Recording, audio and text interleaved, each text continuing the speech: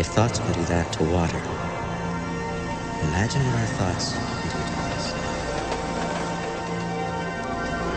us. Are made of. Is there a substance of thought?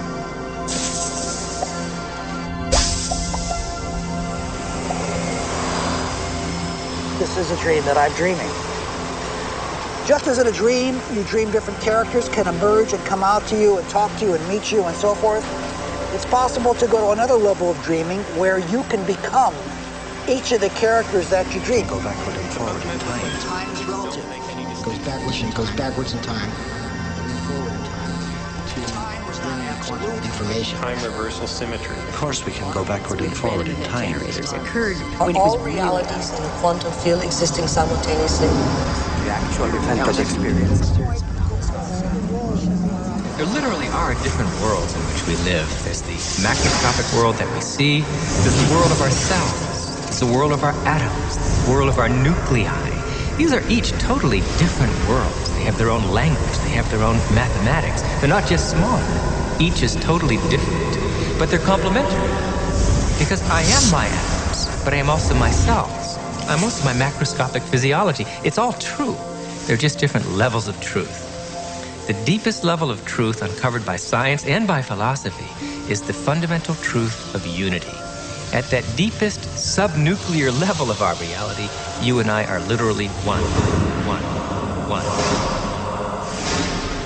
This gradually led into some notions that there was an invisible connection between everything. Physicists give this a name. They call it entanglement. As Einstein put it, he didn't believe that quantum mechanics could be true because it required that there be spooky action at a distance. That was his term. And what he meant is that when we have our ordinary sense of the way that the fabric of reality is, it seems like these two places are absolutely in space, they're separate, and never the twain shall meet. But in fact, it's not true. At some deeper level that we can't see with our eyes very clearly, two places in space are the same. They are co-located, coexisting. So if we imagine that common sense, the way common sense literally meaning that your senses tell you about the world, if that's the way the world is actually constructed, then things like psychic and mystical experience don't make any sense at all. Because the whole point about psychic and mystical experience that makes them strange is the sense that there's some kind of connection between what's going on inside your head and things elsewhere in space and in time. So what this view of quantum mechanics provides is a way of framing what these strange experiences are like. And it reframes it from somehow magically information is getting inside my head from signals or forces or something into a different view, which is that in a sense your head, yes, is here, but it's also spread out through space and time. And so when I'm able to get a telepathic impression from somebody at a distance, it's not because I somehow jumped out there and got it, but because at some deep level, my head and the other person's head are co-located. We become entitled all the time when we communicate telepathically. Those experiences are so striking. I literally can read your thoughts if I become entangled with you. And such things happen. There are distant viewing experiments. There are even experiments now that you are seeing light flashes and your brain potentials picks up the signature of those light flashes, what is called evoke potential, that can be measured in an EEG machine connected to your brain. And I am sitting over there, no light flashes, I cannot see you, and still my brain potentials, because I am correlated with you in terms of intention, I intend to be directly communicative with your experiences. That intention produces me, gives me the capability of simultaneously having the similar brain potential in my brain. It was first done by Jacobo Greenberg at the University of Mexico and now repeated by Peter Fenwick in London. The day should be the sunrise. It should be the beginning of great thought. I wake up in the morning and I consciously create my day the way I want it to happen. Now sometimes, because my mind is examining all the things that I need to get done, it takes me a little bit to settle down and get to the point of where I'm actually intentionally creating my day. But here's the thing, when I create my day, And out of nowhere, little things happen that are so unexplainable. I know that they are the process or the result of my creation. And the more I do that, the more I build a neural net in my brain that I accept that that's possible. It gives me the power and the incentive to do it the next day. And we all create our own realities. And we do that because we are the observer. We are each the own observer of our own reality. And each of our individual consciousnesses creates our own individual reality in the most amazing way.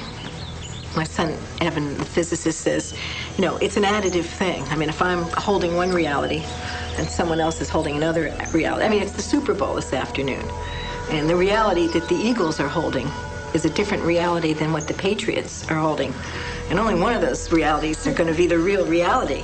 So there's some additive, and there are interference patterns. Well, I think if we keep quantum physics and the understanding very simple for the layperson, that our observation has a direct effect on our world. I think if we keep it very simple, then people can get about the business of beginning to practice the skill of observation. See, the subatomic world responds to our observation, but the average person loses their attention span every 6 to 10 seconds per minute. So that doesn't leave a lot of room for our attention span. So how can the very large respond to someone who doesn't have the ability to even focus and concentrate? Maybe we're just poor observers. Maybe we haven't mastered the skill of observation, and maybe it is a skill. And maybe we're so addicted to the external world and so addicted to the stimulus and response to the external world that the brain is beginning to work out of response instead of out of creation. If we're given the proper knowledge and the proper understanding and given the proper instruction, we should begin to see measurable feedback in our life. If you make the effort to sit down and design a new life, and you make it the most important thing, and you spend time every day feeding it like a gardener feeds a seed, you will produce fruit. We are running the holodeck. We are collectively, it's there, it has such flexibility that anything you can imagine it will create.